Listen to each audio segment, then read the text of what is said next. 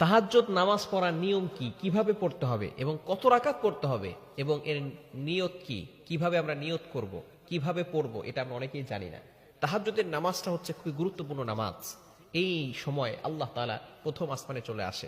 আমরা অনেকেই তাহাজ্জুদ নামাজ পড়ার ট্রাই করতেছি, আলহামদুলিল্লাহ অনেকেই এখন আমরা তাহাজ্জুদের নামাজ পড়ার চেষ্টা করি। অনেক মা বোনেরা তাহাজ্জুদের দিকে ফিরে আসতেছে। বিশেষ করে একটা সময় ছিল তারা নামাজ পড়তো না, এখন আলহামদুলিল্লাহ ৫ ওয়াক্ত নামাজও পড়ে, তাহাজ্জুদ নামাজও মিস করে না। এরকম মানুষ আছে না নাই? এরকম অনেক আল্লাহওয়ালা ব্যক্তি আছে বলেই আল্লাহ তাআলা এখনো দুনিয়াটাকে টিকিয়ে রেখেছেন।